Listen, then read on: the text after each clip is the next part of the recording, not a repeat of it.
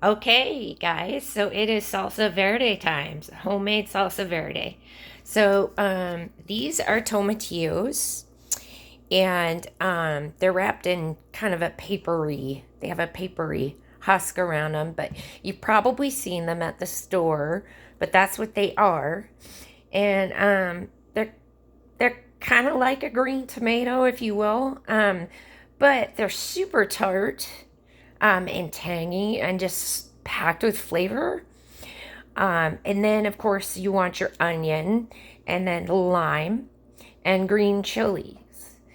Now, I don't like cilantro, so I don't put cilantro in it in mine, but that's a number one ingredient anyway. So once you've chopped these up real fine and juiced your lime, you're going to put it in your blender and get it nice and mixed up.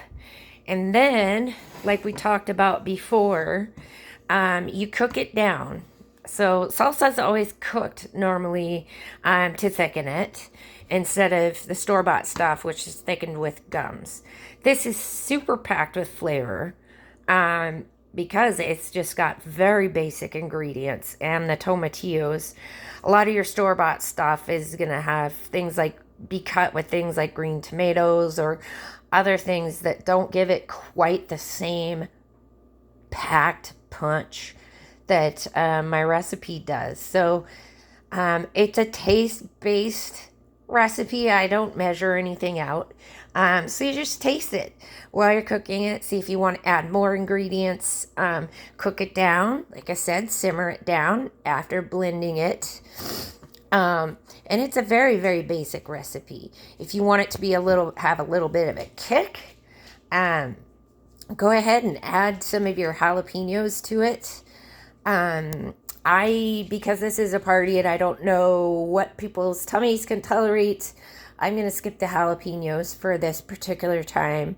But normally I will put in a couple nacho jalapenos, give it a slight kick. But in any case, super clean, super quick recipe.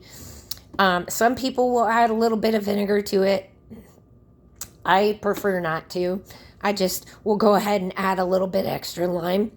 And then, of course, you want to add salt as you're cooking it, to taste.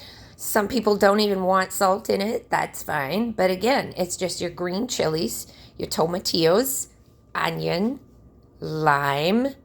And I recommend, if you are going to do something like parsley or cilantro, go ahead and throw that in after you've cooked it.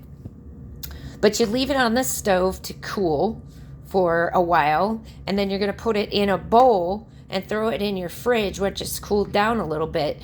And maybe a couple hours later, you have some very fresh, delicious salsa. Lasts quite a while in the fridge.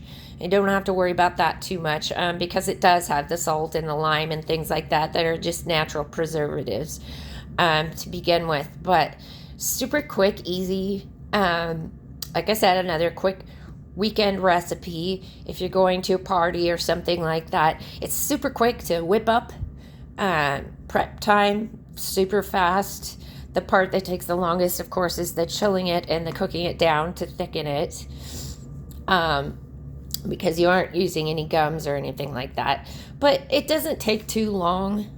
Tomatillos are filled with a lot of moisture, and then, of course, there's some in here. So all you're doing is cooking out the moisture from these again, and it'll thicken beautifully. Throw it in your fridge, and you have a super, super delicious, easy recipe for a very, very nutritious, packed with vitamin C. Just packed with vitamin C. All kinds of vitamins in it for you. And of course, because it doesn't have the gums in it, you're getting twice the ingredients, twice the punch, twice the flavor. It really is that easy. Probably 10 minutes to prep this and get it all going. Maybe a half an hour, depending upon how much you're making, to cook it down. Hour or two to chill. And boom, you can be doing this while you're cooking up other stuff. Throw it in the fridge, and you have an instant, delicious party dip. Just kind of like my bean dip. Delicious. Yum. Try it out. Take care, guys. Don't get scammed.